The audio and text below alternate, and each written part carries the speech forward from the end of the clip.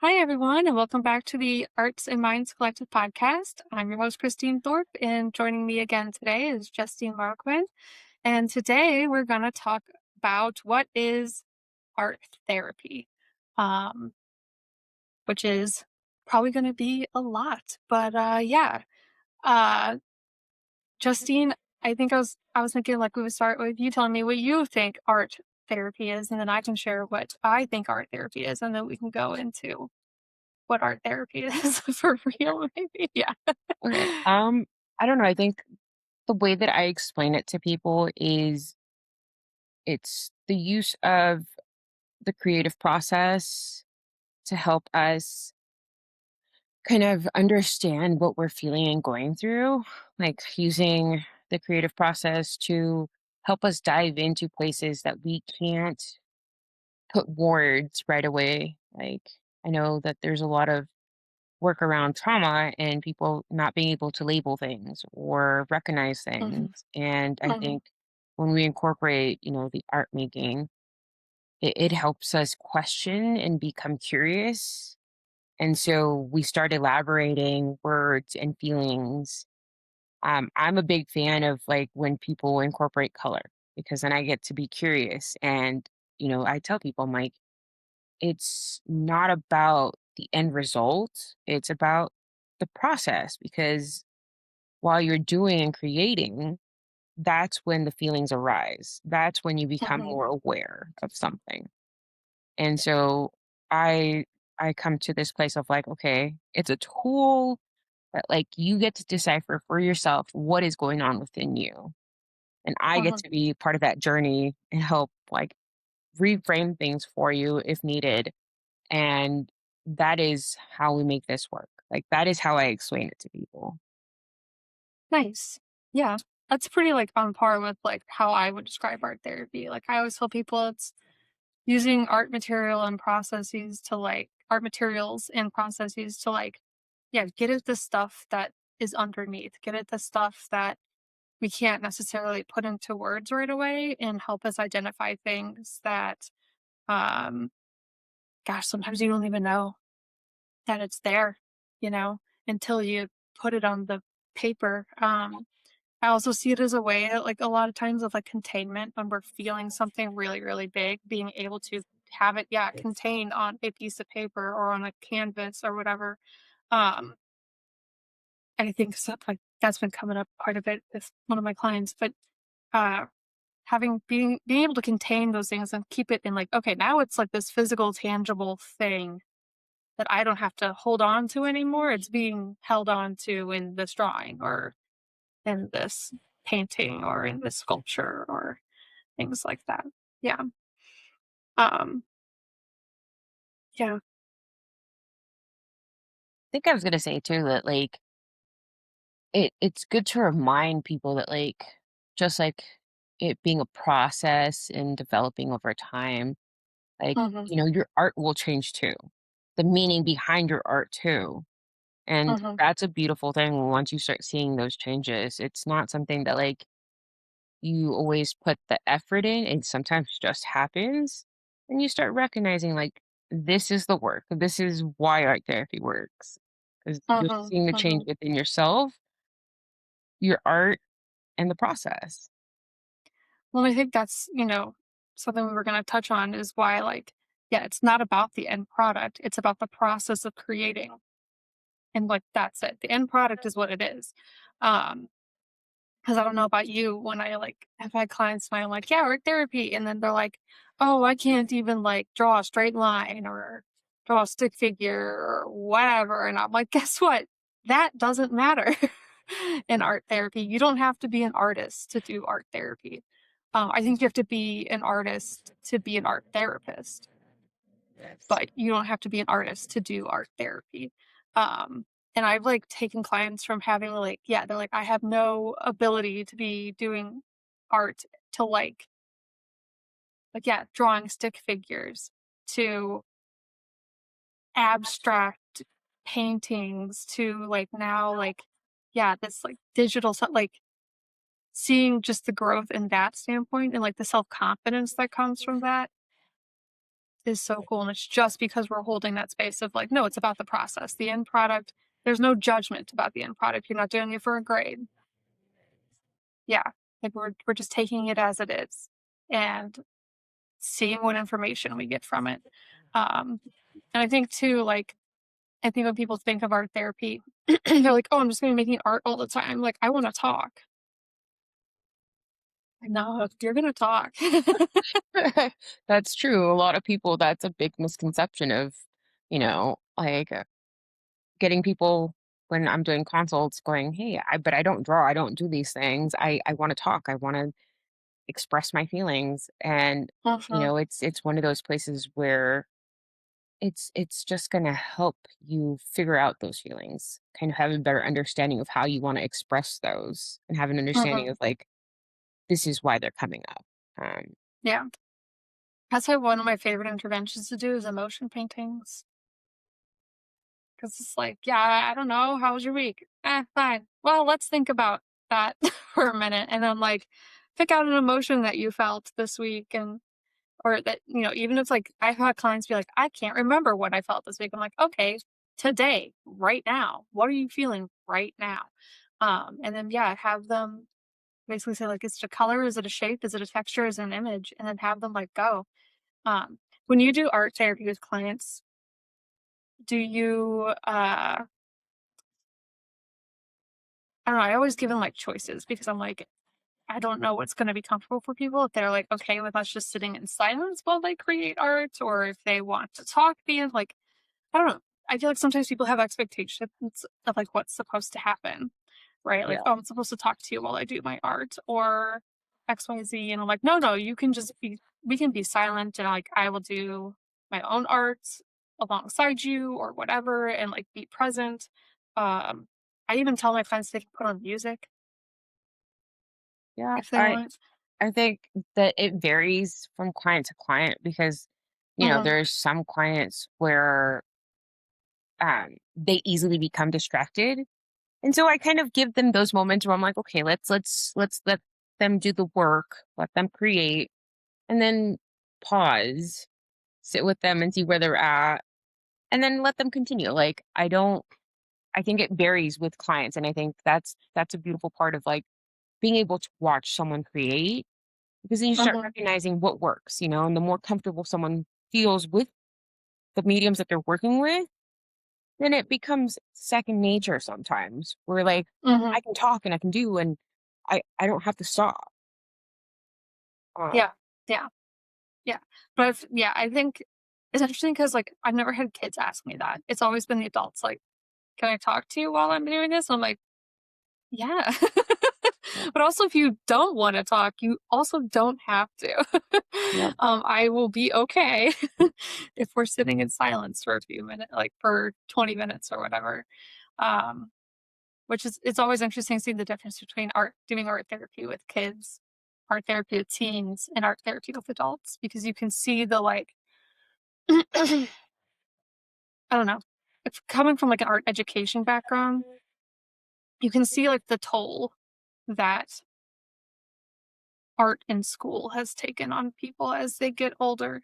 Like, they're less likely to experiment, they're, like, more hesitant, they're like, "Ooh, I can't do this," right? Like, um and I know that's because in art, in schools in K through 12, it's an elementary school, it's all product driven. Like, yeah, you're learning the skills, but also you're like, you want it to make it look like the teacher's work, and, like, when you have kids that can't do that for whatever reason, they start to like feel really terrible about themselves and their ability to create and then grow up as adults saying, I can't draw a straight line. yeah. And Yeah. I think that's also something that like I incorporate when I am creating with a client. I tell them, Hmm. it doesn't need to be a specific thing. We can explore the mediums. You can bring things that you want to work with, and we can find a way to make it work. Like Hmm. it's not necessarily what we would consider traditional art, just painting and drawing and sculpting. It can be, a whole bunch of things. Fiber arts, it can be photography, it can be collage work, to be Mhm. incorporated in multi like mediums. Like Mhm. I think just finding where the person is with their comfort of like exploring. Yeah. Yeah. So it's all about the process, y'all, not the product. Um, yeah, then I think we wanted to talk about like the differentiation between art therapy, art as therapy, and then using art in therapy. Because there's there's a lot of differences. Well, art therapy and art as therapy, not as much, but using art in therapy is very different. And there's people like us who have gone to school and like have concentrations in art therapy and like you are ATRP, right? Yes, Yeah. soon to be ATR, but yes. Yeah. Soon to be ATR, which means registered art therapist, but they had to do AT art therapist dash R because if it was RA, if it was Right. registered art therapist, it would say rat. And it's funny too because then that will vary too state by state because I know that's Yeah. called something different in Oregon.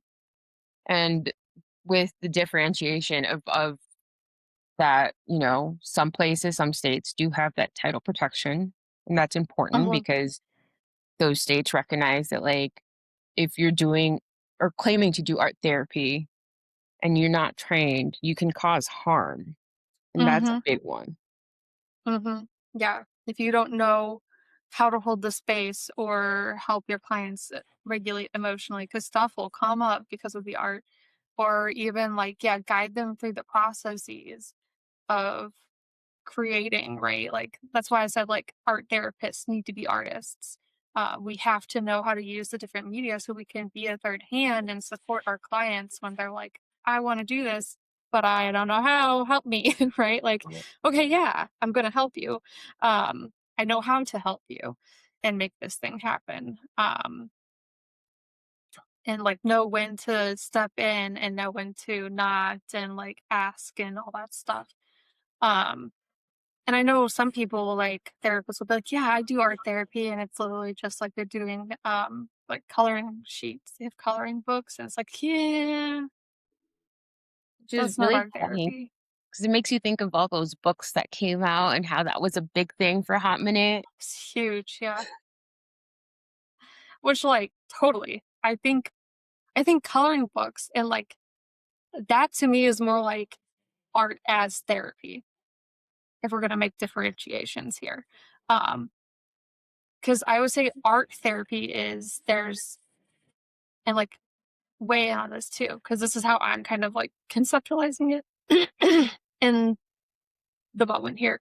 Art therapy is like you have planned interventions that you know work or yield specific things because they've been like tested, evaluated, whatever.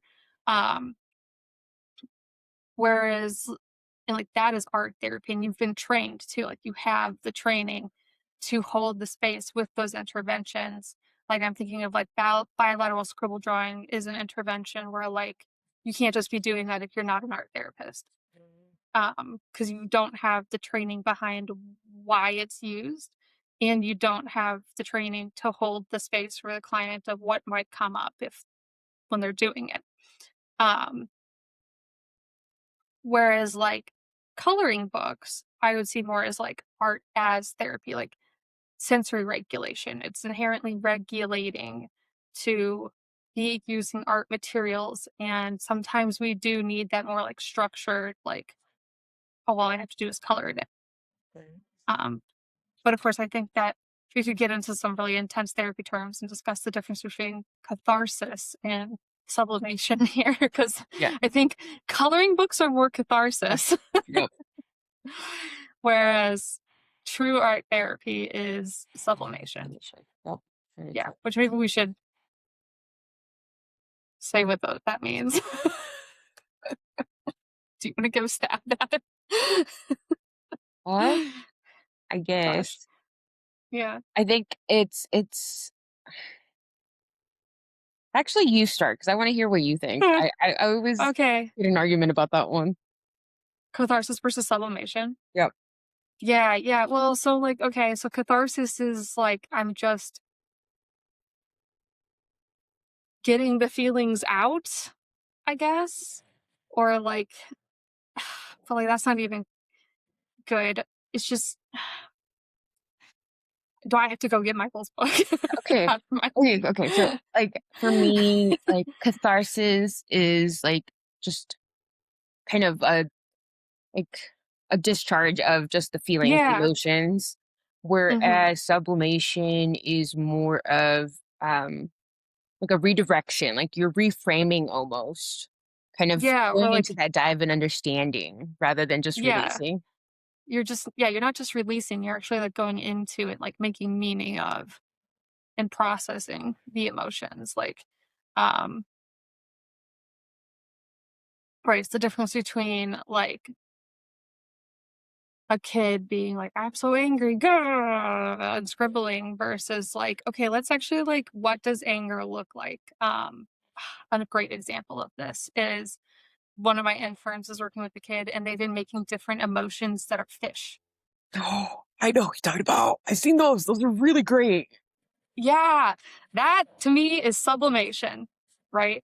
There's a difference between a kid being like, I'm so angry and tearing apart the clay, and then being like, okay, now that we've got that anger out, let's like actually like, what does the anger look like if it was a fish, right? Um, and then yeah, this kid has just a bunch of different like fish that are different emotions, which is so cool. And that's sublimation, like that's art therapy. Yeah. Yeah. Um, Whereas, yeah, just smashing clay would be art as therapy. That's like sensory regulation stuff right there. But I think, like I said, inherently, uh, art processes are regulating in itself. Yeah. And I think another way to look at differentiation between catharsis and sublimation is like the duration of the Hmm. process. Cause like catharsis is in the moment and it's quick and it's like right there. Hmm. Whereas sublimation, it's a longer process because you're learning to understand it and you're diving in and you're getting to the core. And so it's Hmm. a longer thing. Yeah. Catharsis is maybe in one session. Sublimation is a multiple session project Yeah. that spans weeks, if not months, where you're really sitting with that, whatever it is, that thing, and like diving deeply into it. Um, and so like, yeah, people who do like be like, "Oh yeah, I do art therapy. I got art supplies and I just let them draw," but there's no direction or like there's no intervention behind it. Are not truly doing art therapy. And yeah, art therapists are very protective of I'm sorry. the what? What's I laugh because I've fired therapists for claiming art therapy, and I'm like, "Did you go to school?" Because I'm going to school, like, and yeah, I it's went a to school. yeah, and so Yeah. it's really interesting to see that. Which is like, yeah, just because it's like I don't have ATRP or ATR, registered art therapist or provisional registered art therapist, but I did go to school and I have the training. So I still call myself an art therapist. I'm just not registered, but I am doing art intervention. So, But it goes back yeah. again. We have the training. We went to school. Mhm. We have the understanding of the power of the art that we're using or helping Mhm. create. And that's the big Mhm. difference is that some people are like, let's watch YouTube. Let's get an online certification because so and so said this is it. And I'm like, are we making sure that this is all legit? Are we actually using the tools? Are we referring to the people like actually studied all these things? Or are we just Yes, going off that's of what it someone's is. guess? Yeah, because like, listen, man, uh I got approaches to art therapy. That has a bunch of the Wiley handbook of like yes.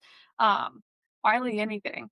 Art-based group creative art therapy approaches, and like there's whole books about this stuff. I could just start pulling them out. It's right here on my shelf. Um that are just full. Like look at that. That's not small. Of people who have been doing this for years now and testing this. I don't have the Wiley handbook in physical copy. It's on my Kindle. Um, Otherwise, I'd pull it out and be That like, thing's huge "Look, though. see?" Yeah. Um, like, we this is stuff that's been studied, right? Like, we have there's a science behind it too of, Right. and it, again, I don't wanna disparage people who find some sort of relief from, like, yeah, or, like, comfort in doing coloring books or Zentangle. That's cool. Zentangle's a big one. Um, because I think there's a mindfulness process there. I think there is a, like, I am create like, yes, the thing's already down on the page, but then I get to make it how I want it to look and stuff, and there's something inherently valuable and I think therapeutic in creating and using art materials and, um, you know, the mindfulness aspect of it. Because let me tell you, the time that I was this was when I was in my practicum for teaching, um, the only time I have ever seen a class of 5th graders be completely silent and 100% engaged in what they were doing was Zentangles. That is impressive. Yeah. Yeah. And it was like we had, like, I think I had lo-fi Zelda music on, and, like, the vibe in there was, like, you could tell they weren't doing it because they had to do it. They were, like, everyone was just, like, quiet, like, in that flow. Yeah. We get into that, right? They were in the flow of creating, and it was just like, "Yeah, this is nice." I'm for that. Like, I know Yeah. that like I've gone to different schools. Like when I lived in Portland, I visited my kids' school. I visited just the neighborhoods and talked to the art teachers and kind of was interesting to get that perspective. And like, I love my Mhm. kids' current school because that teacher has an understanding and an appreciation for what art therapy is and like Nice. doesn't claim it, but like, they do the lessons and they're like, here, these are where the things are at. And then they give the kids time to do whatever they want within the skills that they've learned. And it's an Mhm. encouraging thing to see Mhm. kids get so just be in the moment with the art. Like Yeah. that in itself helps them during school time. They're regulating because they're learning that like they can sit at their desks, pull out some markers or crayons or whatever, and go at it and just be like, okay, I can regulate because I'm scribbling, you know? And so Mhm. that's a Mhm. beautiful thing too, to have that awareness and create community in that sense too of like, hey, it doesn't take much to create It doesn't. support systems for these kids or people in general. Right. Which, like, to me is I don't know, also with my background of working in early child care, like, so much like, I don't know, just with my education background and seeing early child care and seeing K through 5 and then basically, I did my student teaching in high school, like, the amount of, like, experimentation and play that's just, like, yoinked away from these kids so soon Yeah. is crazy, and, like, when it comes like, I have had clients stick with me for years and watch their art just completely, like I said, blossom from, like yeah. I use, my one client that I talk about her a lot because I literally have, like, artwork saved on my computer of, like, a stick figure house that she drew for our first session, and then, like, it went from, like, that to, like, abstract lines and shapes, and then it went to just, like, abstract just putting color or paint on, like and I'm experimenting, like because I just was like, "No judgment, no judgment." Like, we're just in the process, like, I highly encourage her just to play and, like, experiment with the colors and, like, what felt right and what didn't, and, like, try this technique, try that technique, like, um, and all of a sudden now, like, she she'll be at the, Arts and Minds Festival, which is in 2 weeks, everyone, at the Lone Tree Art Center, from 2 to 6 p.m. in Lone Tree, Colorado. She will be there. You'll see what I mean by her art, like, she's gone to, like, digital stuff and more, like, representational stuff, and, like, I think she had the skills the entire time. They just were never fostered by, like, yeah, letting someone just, like, have fun and actually enjoy creating, and then, Like, I was just there to kind of just be like, "Yeah, and here's this technical aspect of it," right? Like, here's color theory, here's how you shade, right? But everything else was just like her just being like, "This is cool. Mhm. I'm having a good time, and it feels good to do this," And you I think, know? and I think that that's a great example of like helping someone blossom and grow and develop and kind of go from a childlike state mind to an age appropriate mind. Because it makes me Mhm. think of Lowenfeld stages. Mm, And I'm mhm, just like, you see such growth, especially when kids are nurtured. And even as adults, if you start nurturing and having them understand, you will see mentally that they're developing and they're mhm. reaching these milestones through their art. Mhm, mhm. Gosh, yeah, I didn't even think about that. I'm terrible at there. But yeah, she was drawing as if it was like she was a kid, doing art as if she was a kid, and it, like, went through all the stages, but instead of, from 5 to now 40, she did it in 3 years. Um, and all because, yeah, I just was like, "That's great. Have fun with it. There's no right answer here." I think that's one of my favorite things to say to Yeah, clients doing art therapy is there's no right answer. I love it. Yeah. Which is always funny to think about because I see that a lot. And like, it's not always the most accepted It's statement, especially with neurodivergent clients. So yeah, like, neurodivergent adults, oh my gosh, they're like, "Excuse me?"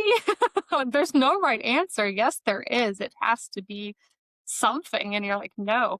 And that's when I employ the ETC, the expressive therapies continuum. continue on. Yeah, because and, like, this is I don't know, I would have to actually go looking to see if there's research on this, and honestly, there's not a lot, of people doing this. I have one book by one person from a conference that talks about art therapy with neurodivergent with autistic people specifically. Gotcha. I think I've yeah, I have, like, a document in the drive about it, but, it's special interest in art therapy with autistic people. That's cool. Um, and, like, it's the only, like, real framework, so there was nothing in grad school about neurodivergence and art therapy when there definitely needs to be because I think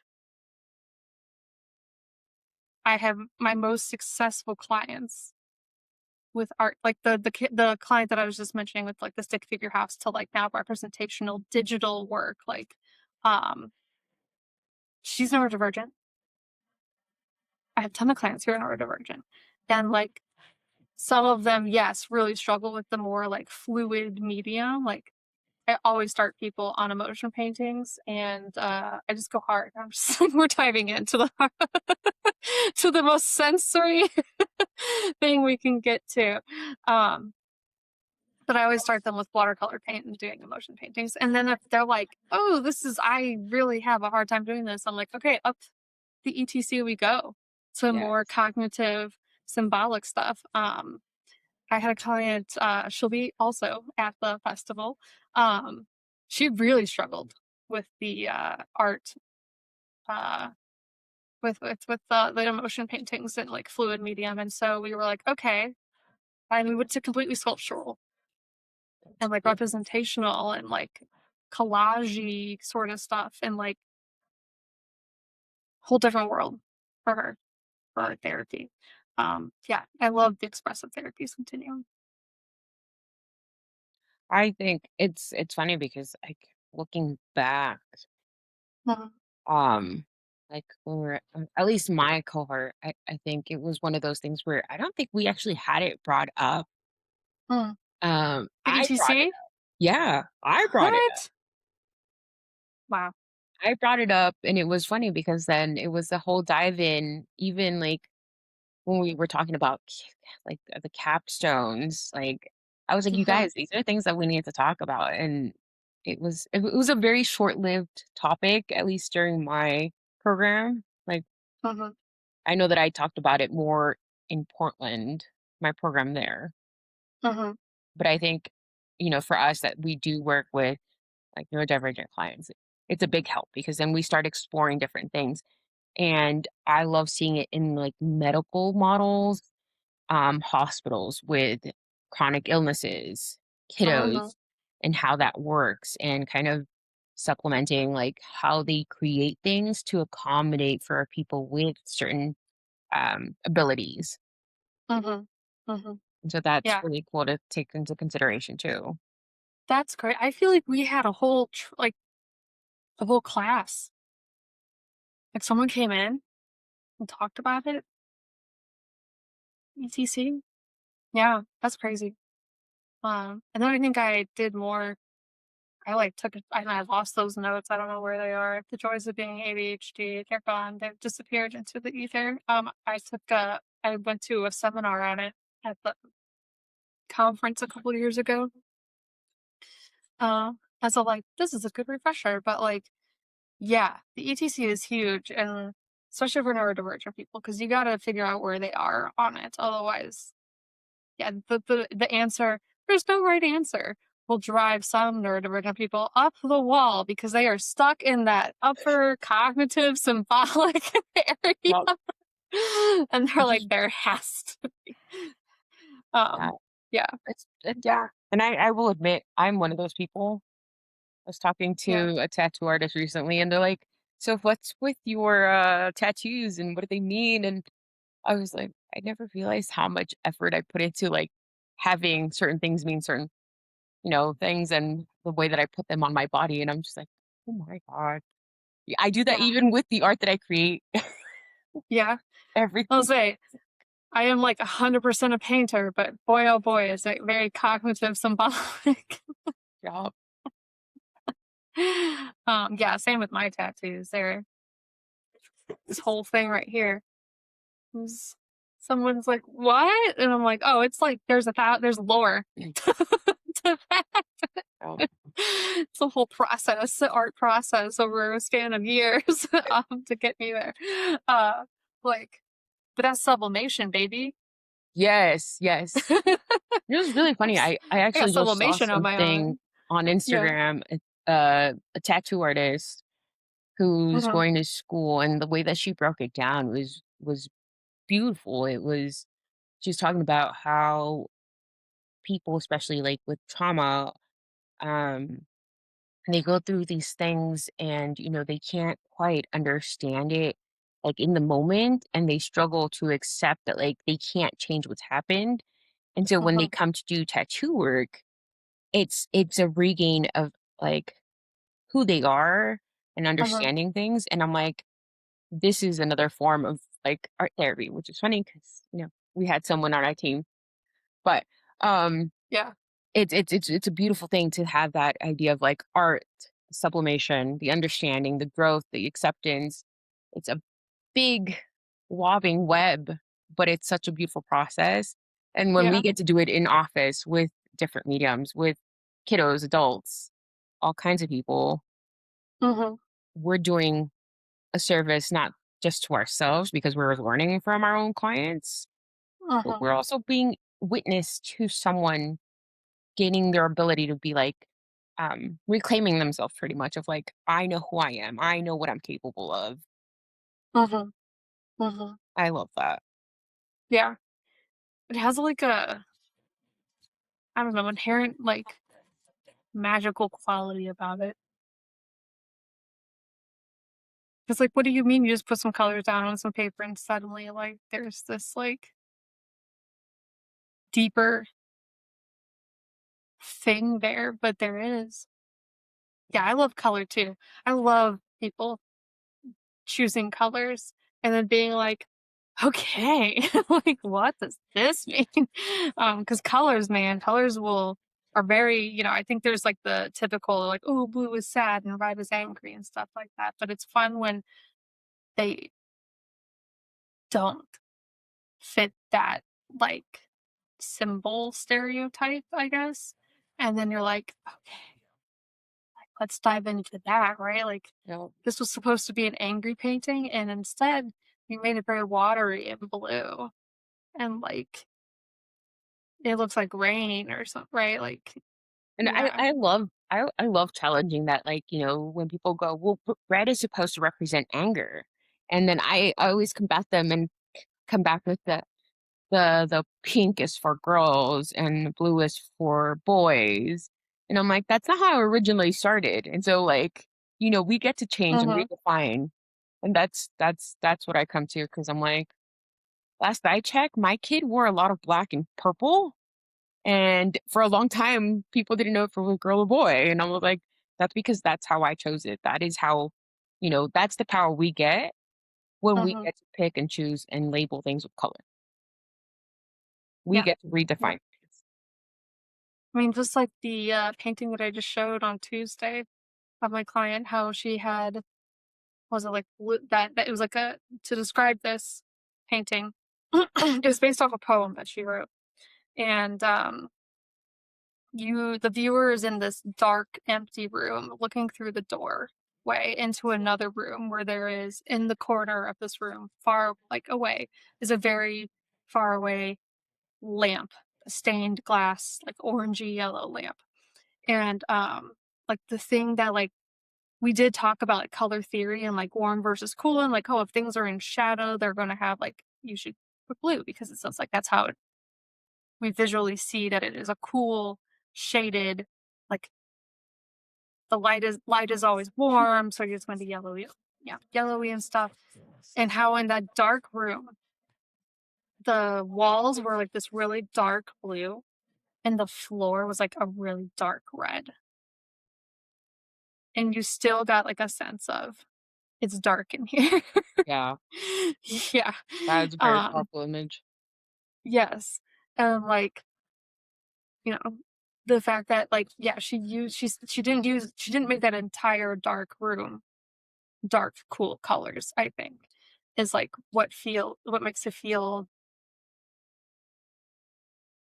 I don't know how to describe it. I know. I appreciated it. It gave Yeah. me a sense of, like, deep feelings and just sitting with something, kind of navigating, like, a Mhm, heavy understanding of, like, what has happened and what they're going through with their feelings, and kind of mhm, trying to find a middle ground of, like, this is what is now. mhm, mhm.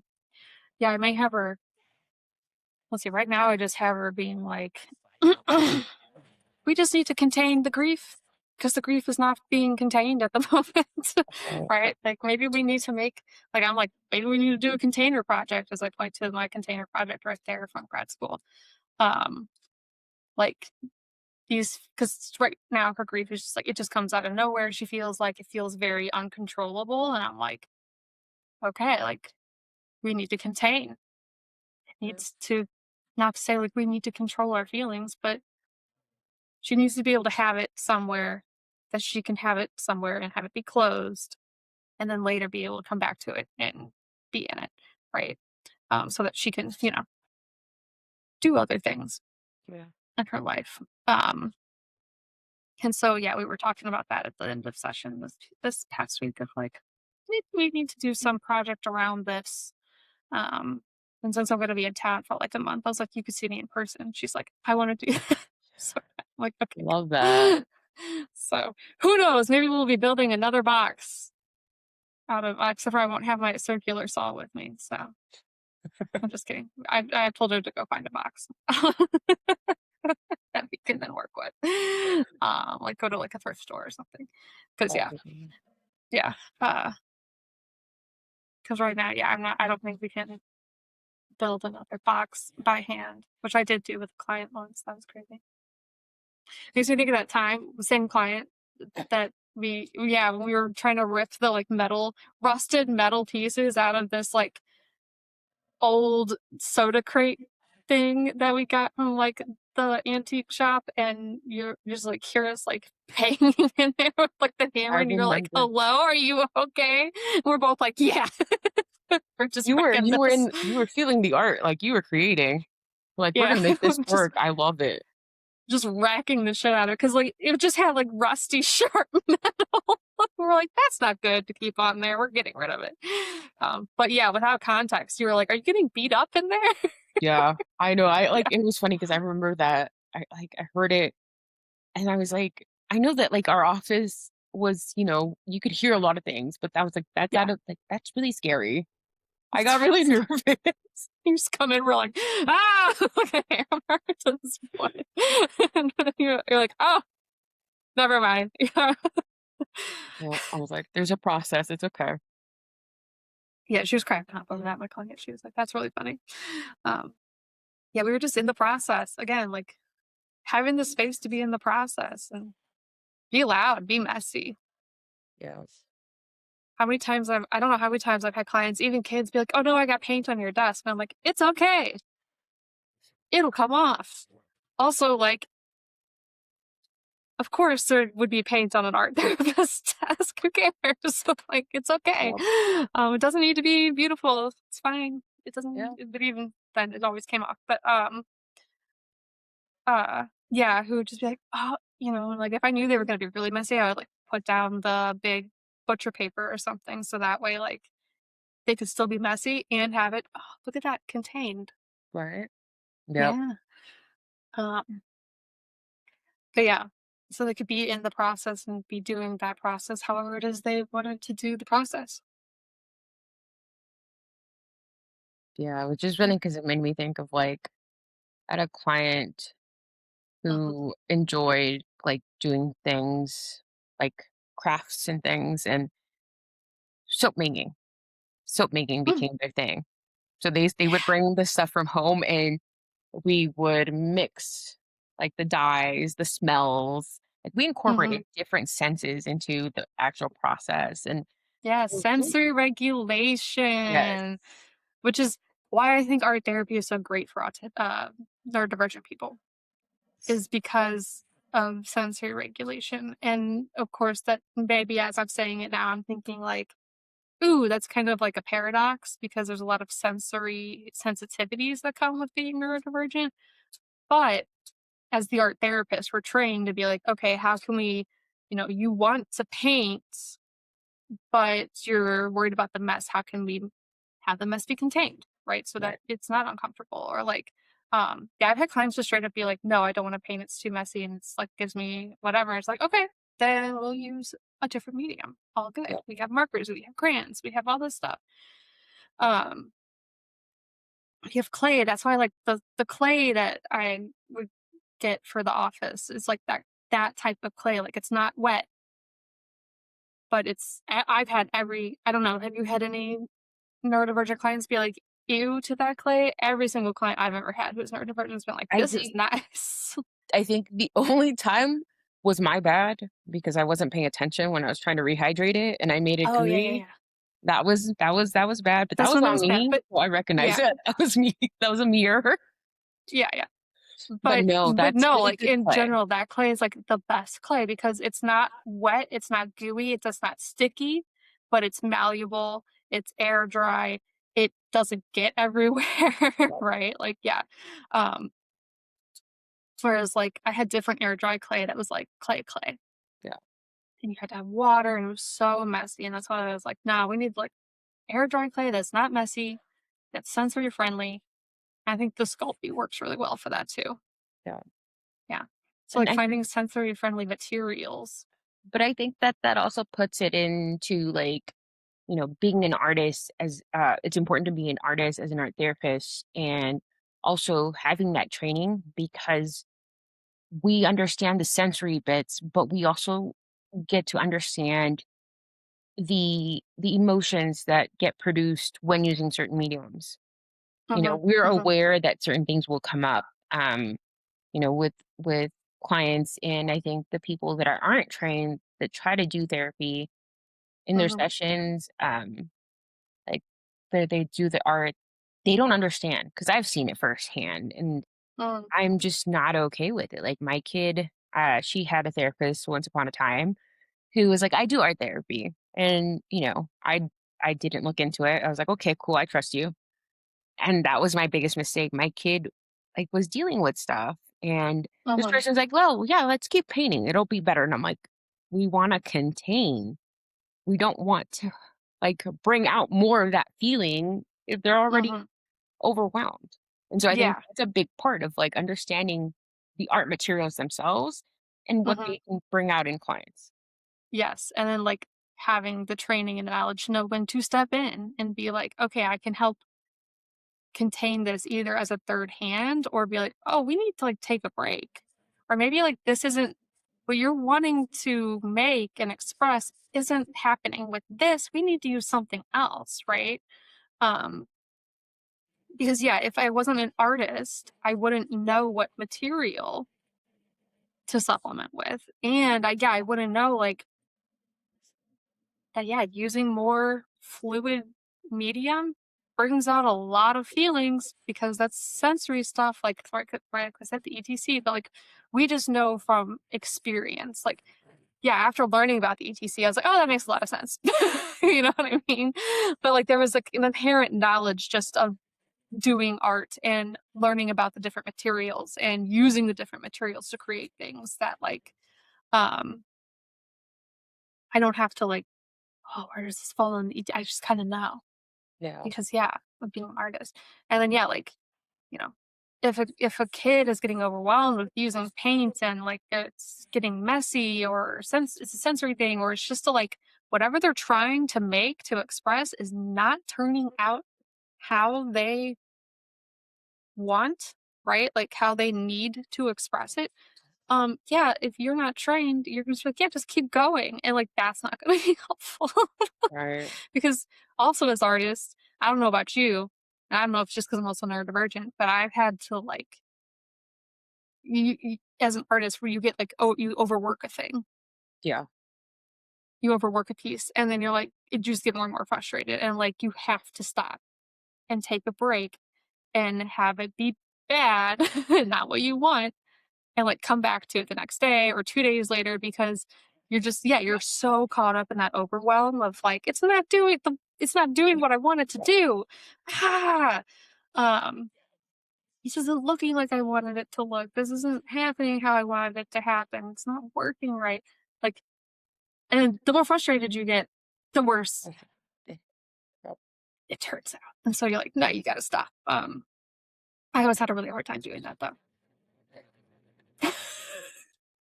I don't know. I I will work a think I'm right problem there until with I, like yeah. I'll work a problem until I'm, like, ready to, like, smash it through a window. And I was like, "That's not good." You don't want to get that to that yeah, point, and you don't want that's your not good. client to get to that point either. Yep. To where they wanna just flip the table, like, no, you wanna keep them in their window of tolerance. That's the whole point is that's part of the therapy. And it's funny because 'cause we're Yeah. talking and I'm like, the more we talk, the more that we're pulling that, like, art therapy is a lot more than people assume. Like, Yeah, it's not there's just a making lot of art. evidence stuff that Yeah. I wish people didn't downplay. Like, yes, it's art, but there's evidence, there's research, there is, like, studies. Like, this Mhm. is all based on things that have been looked at for years now, Yeah. and it's still growing, it's still developing. I mean, yeah, like, I wish I had known about art therapy when I was in my undergrad, and, like, 'cause I didn't know that it was even a thing until probably, like, my last year of undergrad, and I had a shared a class with someone who was doing, like, an art therapy, but it wasn't art, it wasn't a degree, it was, like, art and you know what I mean? Like, they were also Or doing kind of like a dual degree with, like, maybe, like, a concentration or whatever, um, and I was like, "That's a thing?" yeah, same feeling, same feeling.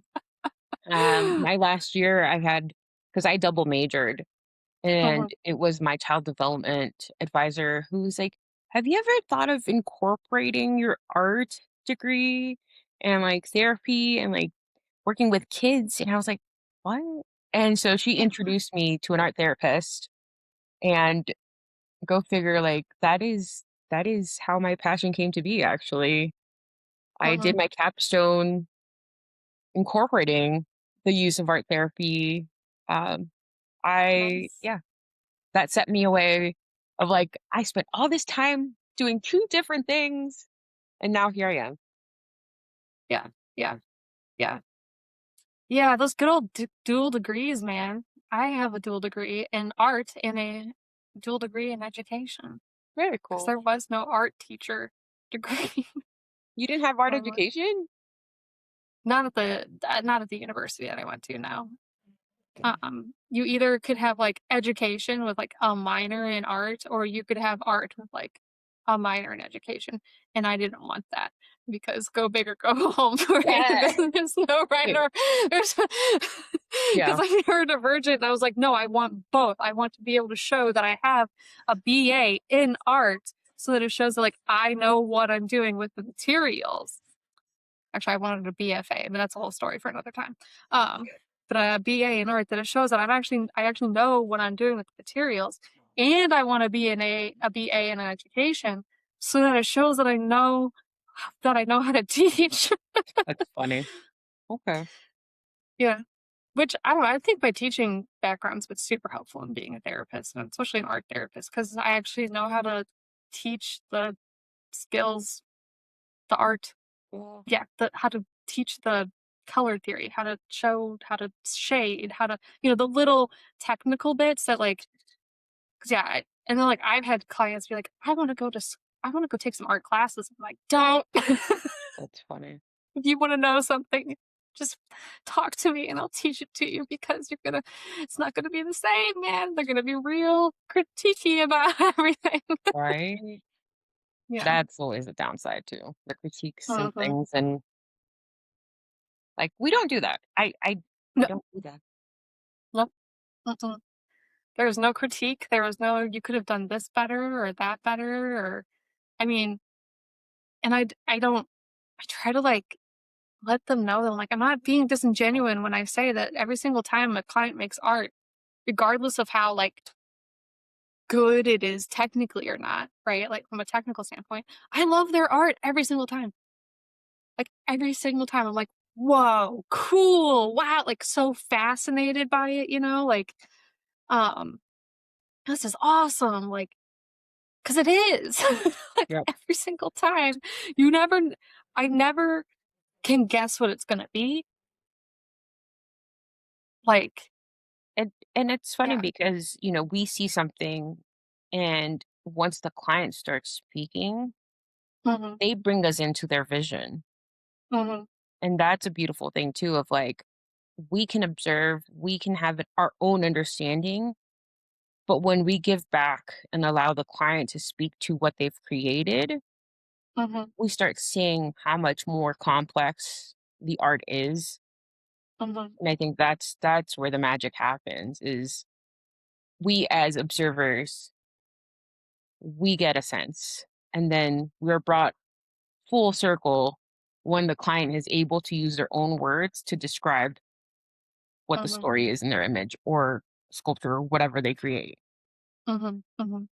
I just yeah, I think the part that, like, I truly enjoy too is, like, the dialogue that happens, right? Like, I never even if it's very, like, simple representational, like, kind of like a child's drawing, I am never just like, "I see a sun in the ground." If I'm like, "Tell me what's in this picture," right? Um, and yeah, a lot of times I'm like, "Okay, yeah, that's what I thought it was." Like, uh, you know, they tell me what you they all like, that's the stay curious. Tell me what this is. Tell me what you've made here. What is this? And sometimes they're just like, I drew a picture and like this red blobby over here is this and this is this. I mean, like it's very simple. And then like sometimes then I reflect and I try to like the part of where we reflect just what we see from a like elements standpoint. Yeah. We're like, oh, you said like this red blobby represents your anger and then like the orange blobby down here, but like look where they're meeting in the middle in this other color they've made, right? Like what could that like represent? Um and just like reflecting back the different elements and then like helping them dive even deeper Yeah. And I think, into like what has come up. and I was gonna say, just even you talking and describing this example, like, we know not to label things. Hmm. We don't Yeah, assume. I'm saying red blobby and orange blobby because like that's as best as we That's can get right. with like representation. Yeah, Yeah. And I yeah. think that's a big one too. I've seen and I've read articles where people have had like therapists, providers assume And it's like, well, you're taking my power. You're taking away the purpose of my art, my creation, and Mhm. my understanding of what I'm processing because you're Mhm. labeling it something different. Mhm. Mhm. And that's where like we get to step in and be like, okay, well, what is it? We give that power back and encourage our clients to give name, to give the significance so that we can Mhm. follow along and have an understanding of where they're coming from. Mhm. Mhm. Yeah. Man, art therapy is just so cool. More people should do it. Actually, I just think more people should do therapy in general. I'm like, yes, please, everybody. But you're gonna do therapy, you should do some art therapy. Don't be afraid to try it at the very least. Worst case scenario is not for you, and like then you don't keep doing it. Yep. Like yeah. I'm a big believer and I tell my clients all the time, I'm like, dude, do you shop around? Like Mhm. give it a try. Worst case scenario, like you do one piece of art and you're like, this isn't for me. Cool. Mhm. But give it a Yeah. try. It doesn't Well, hurt like I to always yeah. And I'm an art therapist. It doesn't mean I do art with every single client. Like, exactly. I always give them the option. Like, oh, by the way, I'm an art therapist and we can do art therapy. And then they're like, what's that? And then I tell them, right? Um, and like, yeah, sometimes they try it and they're like, it wasn't like it. Or I just want to go back to talking. I'm like, okay, we Yeah. just go back to talking, you know? But it is also like we've been saying, like, it's not just making art and then not talking. Like, you then talk about the art that you've made.